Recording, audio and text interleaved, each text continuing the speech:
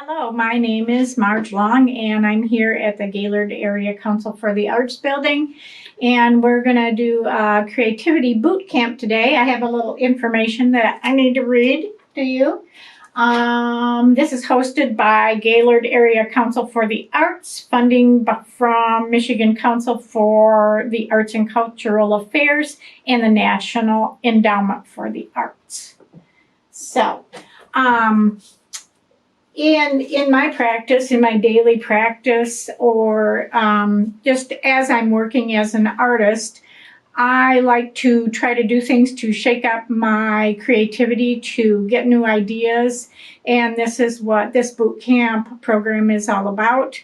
A lot of these ideas are stolen from other artists, and I'll try to remember to give them credit when I remember who they are, and I will be showing a list of references at the end that might help you with a few websites and a few people that have kind of inspired me to try to practice my creativity and practice doing different things that will help me loosen up my artwork and just do different ideas and come up with different things. The first project that we are going to work on is called 100 dots. And so you make 100 random dots on a piece of paper, and then you just move your pencil, your ink pen around and see what you come up with. And a lot of times some of these ideas that work on creativity are also used by art therapists, because things that magically show up on your paper are usually kind of in your subconscious a little bit. And so some of these ideas you may see in other places. So, and that's okay. That's okay if we get a little bit of good mental health while we're being creative. The pen I'm using today is called an Energel. This is one of my favorite pens, but don't try to watercolor over it because it is not a water-fast pen.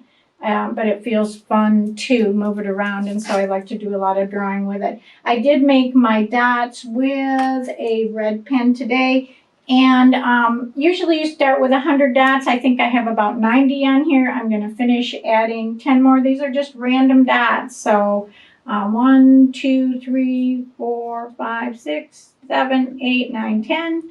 There is my dots, and now I'm just going to move my pencil around. I'm not worrying too much about what I'm making, but if I see something that reminds me of something, I might just go for it. Like this just kind of reminded me of a little cup-shaped flower. Some people might make the whole thing into one composition, and that's okay. I usually have a bunch of little crazy random things that are probably floating around in my brain somewhere. You can also move your paper around if that helps you. This looks like I'm already beginning to see a little form here. This could be some kind of, and you know, if the dots aren't where I want them to be, that's okay. I can just add them and turn this guy into some kind of little rhino crazy guy, and so on and so forth. You can get the idea of where this is taking you. Usually you start out just connecting dots, and then, you know, I'll take it from there. This could be some kind of strange pig nose. And so I'll kind of go with that idea. I was raised on a farm, so I don't know if that's why lots of my dots turn into different sorts of animals, but maybe. You know, he looks like he's looking down at something, so maybe there's a ear of corn down here. Okay. But you get the idea. 100 dots. I do also have another dot idea. Okay, this next project that I want to do is creating blobs with watercolor. After the watercolor dries, we'll come back in and try to see some things in our blobs. This is called, actually, it's called metaphoric seeing. If you've ever laid on your back in a field and looked up at the clouds and said it looks like a dragon or it looks like a person, that's called metaphoric seeing. And that's part of what this is about, and it kind of begins to excite your imagination a little bit if you do enough of this. I have here some little kid watercolors. They're praying, which makes good watercolors. And I just like these because they're big, and that's what I have here today, and so that's what I'm going to use. Whenever you wet your pan watercolors, it's called exciting your pigment. I love that term. And we can even kind of turn. Sometimes you might want to leave a little white area. Makes for good eyeballs, but you don't always have to.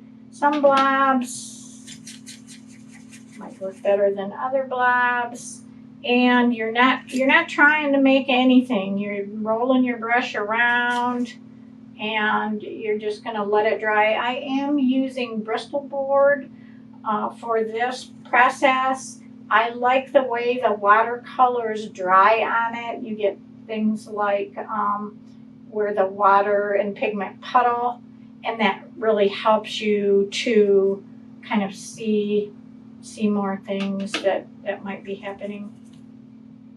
So make a few more of these blobs. There are probably lots of different ways to make these. I got this idea from Carla Sondheim, and I'll give you her information. She has a website, and she has lots of these kinds of ideas for exciting your imagination and doing that. So I will put that aside to dry. And the next project that we're going to do, I'm also going to use Bristol board for that. So I'm going to try to get this off here without it running. Although running could be a good thing too. Maybe I won't worry about it too much. Maybe I'll give it a little shake. All right. The next thing that I'm going to do is I'm going to blow some ink around. And for this process, you need a straw. And you're going to want to cut your straw. You don't want to use the whole thing. You want a short piece of straw. I'm going to use some Chinese ink. You could use watercolor or any kind of liquid paint, anything that's liquid. A pipette is a pretty nice thing to have, but I don't think I brought one today, so I'm going to just try using my bottle. It's pretty good. I like the little spout thing on here. Now that I said that, I can't get anything out of it. Oop, that's a little much. What we want is small little blobs, and then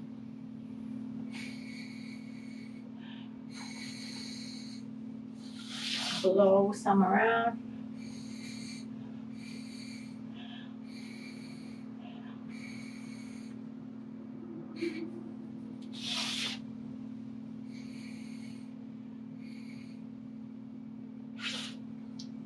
Few more on here. Oops, here's some that I can blow.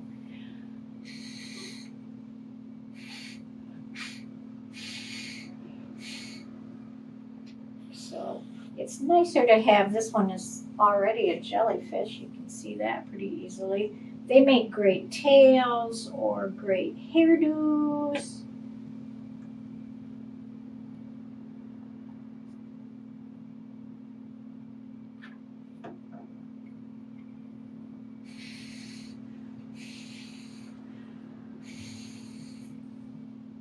And it's good for your lungs. All of these projects are great for kids. who already have a great imagination. One of the greatest things to do for your imagination is just hang around with kids.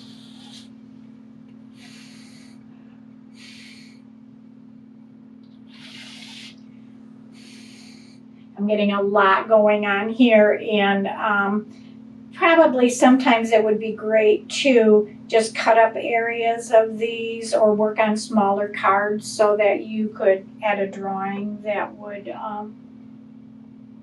go with these. But you know, it's so fun to blow the ink around that you have to do that kind of thing too. Alrighty, I'm going to put this aside to dry, and we will come back to that later also.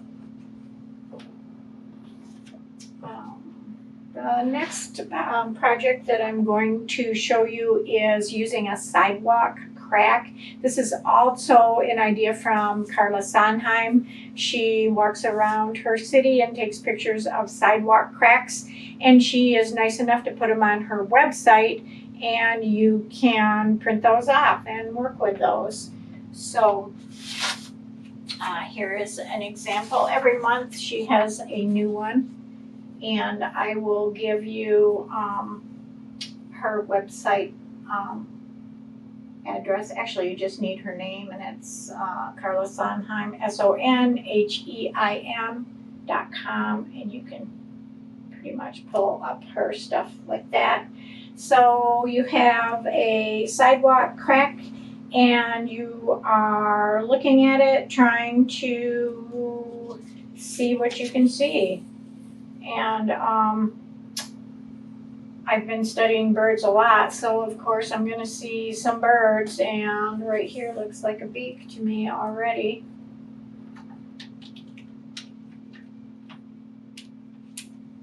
You can use any kind of markers or crayons or just whatever to color once you find your image.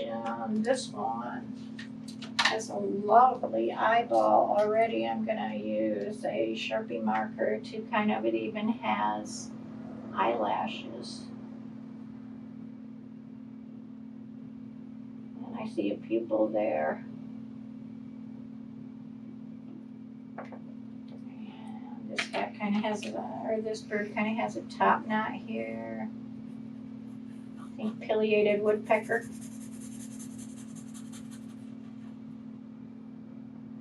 And I even almost see something going on down here that looks foot-like. And just like when we did the dots, you know, it's your animal to do with as you see fit. Maybe this guy has some polka dots. And lots of times you can find more than one thing in here. Here's kind of a bird image here. Looks like a little more serious type of bird. This looks like something happening in an eye area. Kind of hawkish almost going on here. So several bird ideas that I found in here. I do have an example, and this might have been done by, I don't even know if I did this, or I might have nabbed this from a kid somewhere along the way, a grandkid or a student somewhere. But really fun to work on these sidewalk cracks, and a great way to use your imagination. The next project that I'm going to work with is using some cut paper. If you have colored paper, it's kind of fun to use colored paper. I have some paint chips that are fun to use. I have some paper already cut up. And when you're cutting your paper for this project, you just want to make just random shapes. These were out of some books that I was using for different ideas, and I just noticed these papers. So what I would do with something like this is to glue them down to begin with. Just thinking of them as shapes that might excite some kind of possibility in my brain. I find the most creative time of the day to be when I first wake up in the morning, especially in the shower. So if I have something that I'm trying to solve, a problem that I'm trying to solve, I like to think about it at that time of day.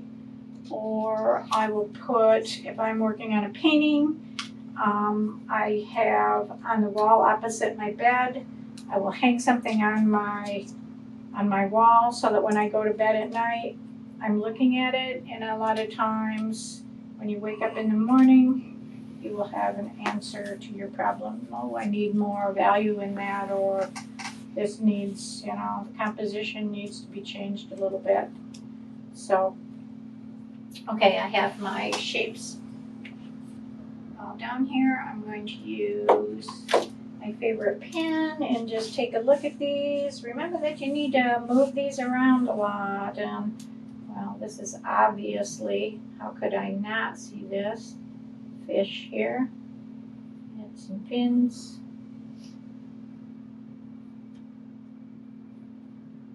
Maybe he's a trout. Give him an adipose fin.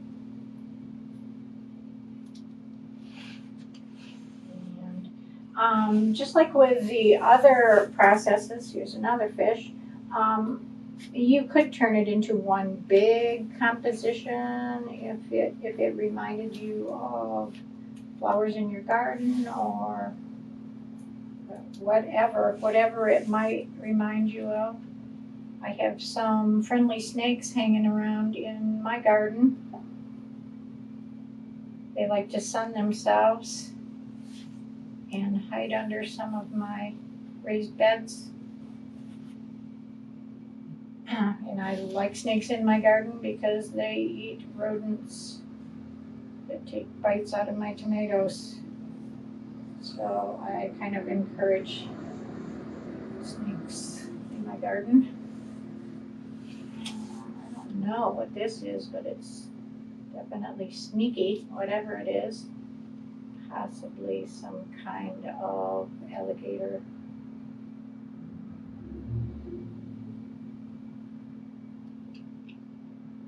Really awkward looking alligator.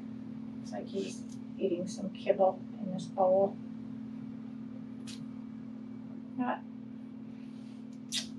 And some blobs may not turn into anything. This kind of reminds me of a sombrero a little bit.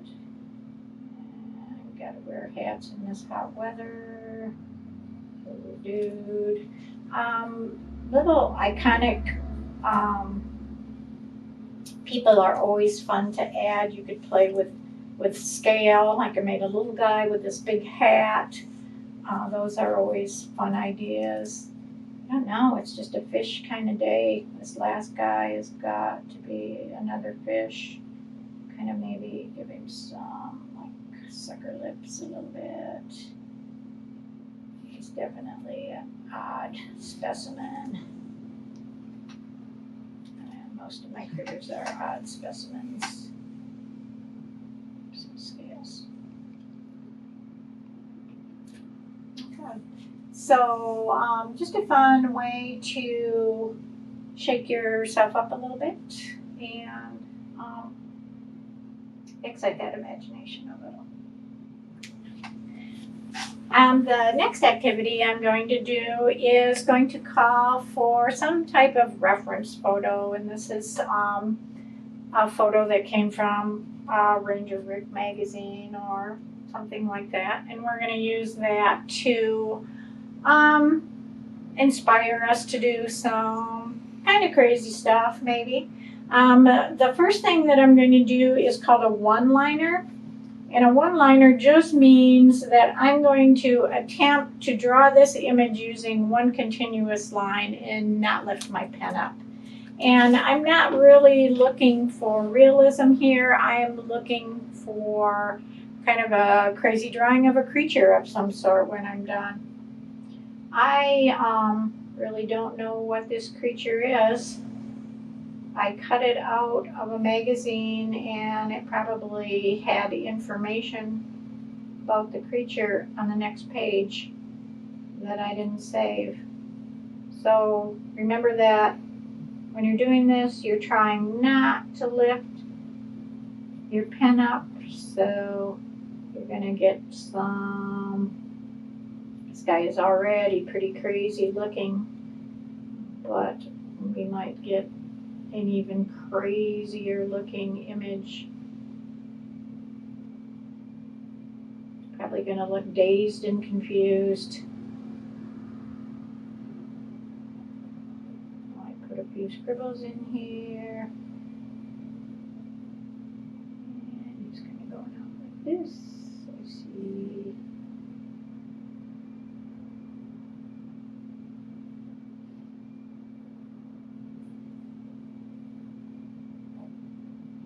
And I guess I would call that my one-liner drawing. Lots of ways to go about this. You could use the same reference and try different ways of doing your one-liner. I have some other ways that I'm going to use this image. I am going to do a blind contour, and most people who do any drawing at all know about blind contours. It's a great way to draw. And when you draw a blind contour, you don't look at your drawing. So you're not going to see my drawing, and I'm not going to see my drawing. I'm just going to draw what I see. And this time I am kind of looking for accuracy. I know my result won't be accurate, but I'm trying to tell the truth with my lines. And even though things will be in the wrong spot, this is a great way to straighten up your drawing skills because you are looking so intently at your image, which really is the secret to drawing accurately.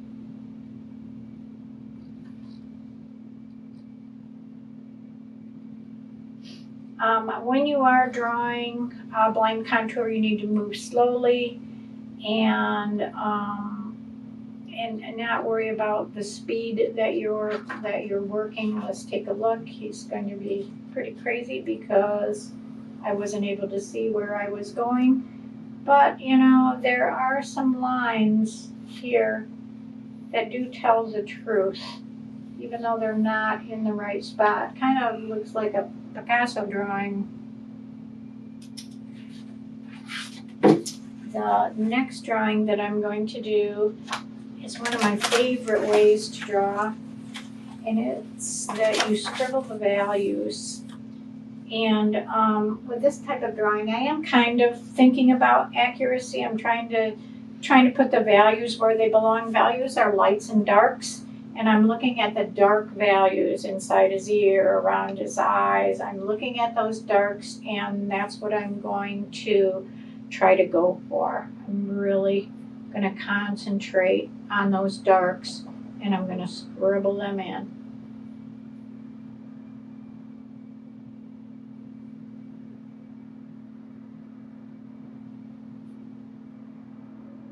Don't even have to do much with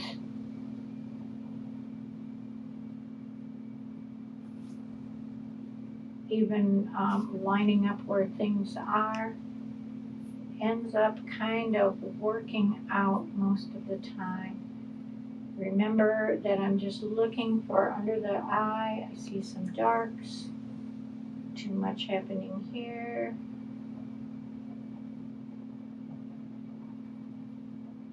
Scribbling those darks in.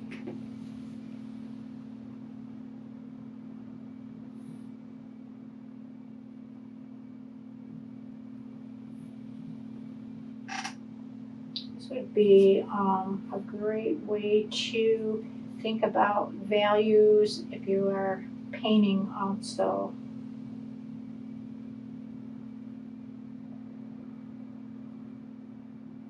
Where are the darks? And if you're watercolor painting, you're saying, where are the lights?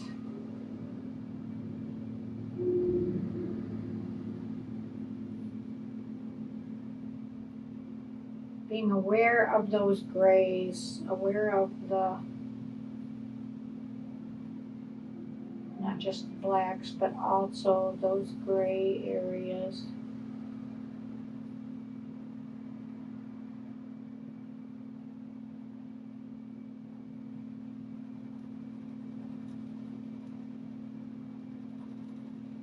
And the sides of those ears are terrifically dark. Back and more scribbles.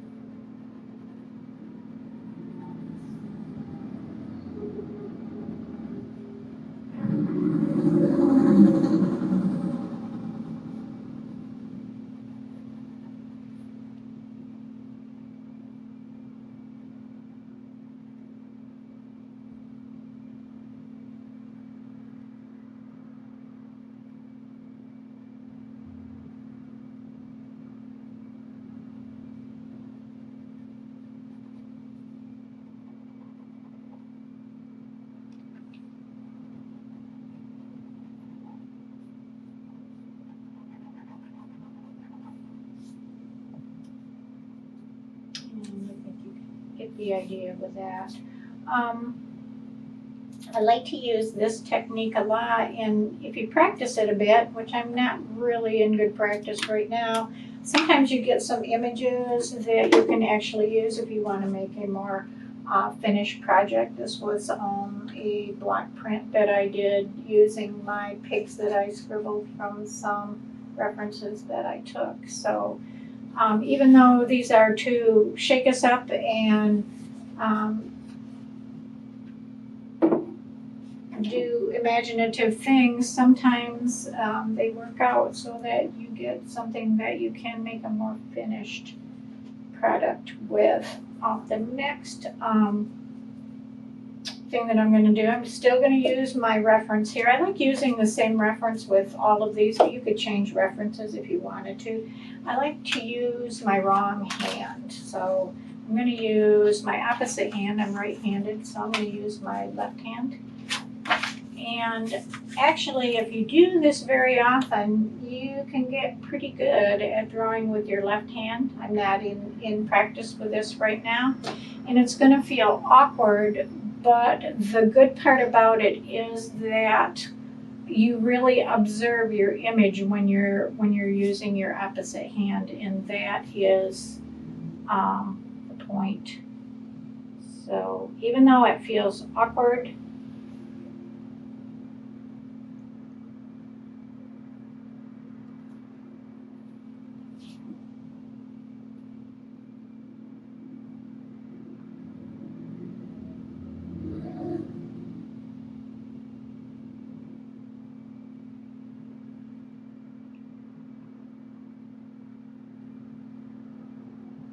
I think another thing that using your opposite hand does for you is just slows you down.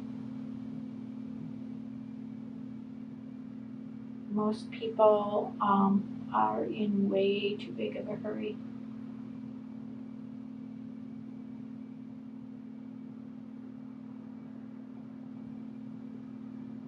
And hurrying and drawing doesn't necessarily go together.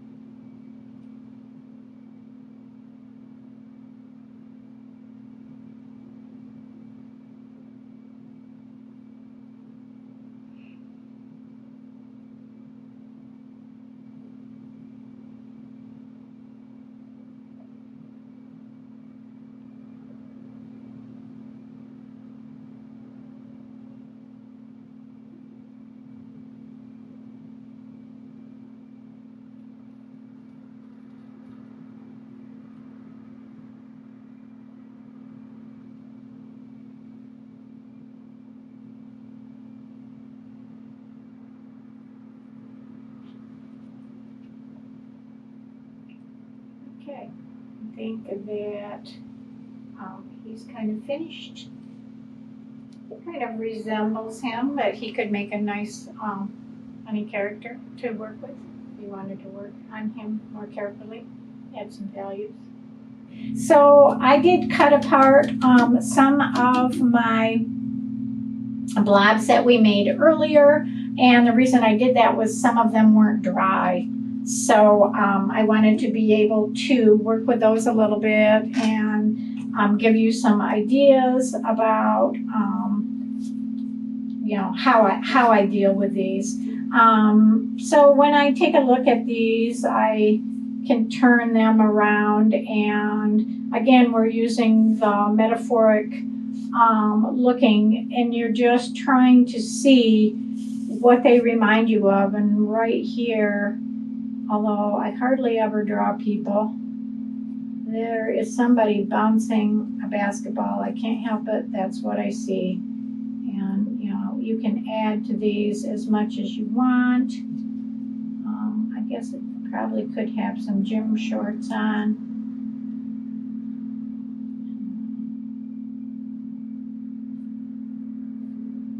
But this is definitely, I couldn't get away from that. That had to happen. And usually I'm drawing animals, as you can tell. This, I can't help but see that duck's head right there. This could be almost like a reflection on water, and we could finish that even with a watercolor. We could go back in there and finish that. It's kind of got a fist bump there. I don't know what that's about, but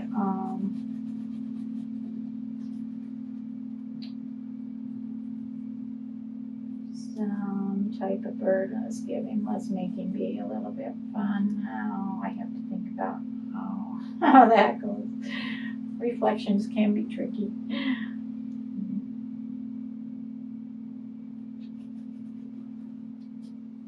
A little reflection. This one has me kind of stymied. I am not.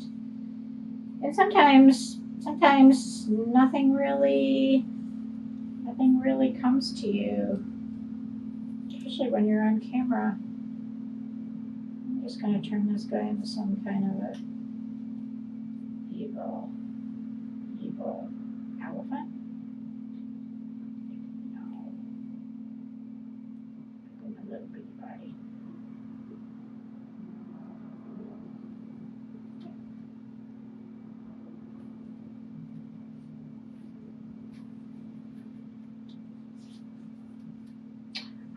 So that's the idea.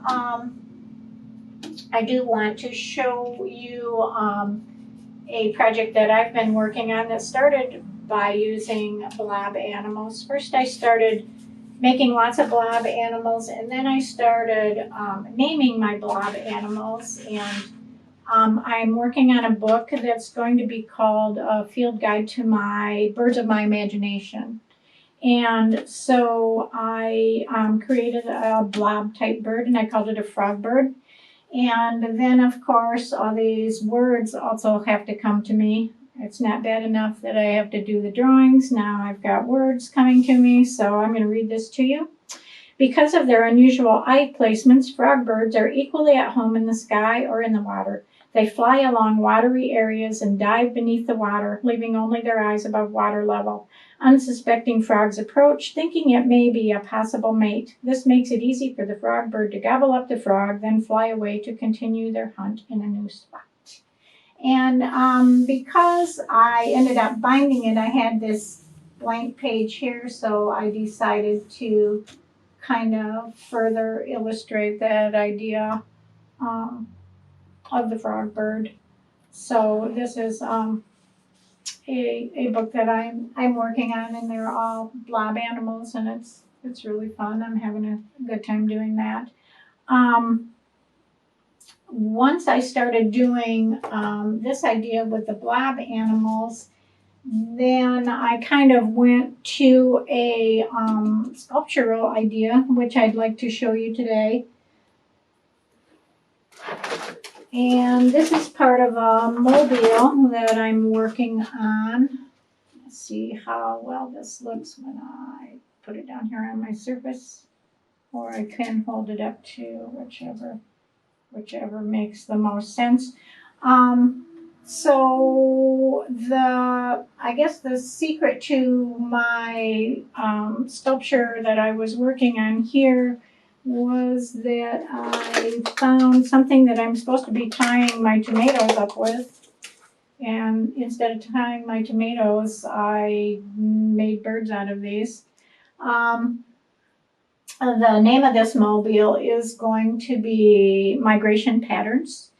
And so this is kind of the male bird that's migrating. This is probably going to look better if I just hold it up to the camera.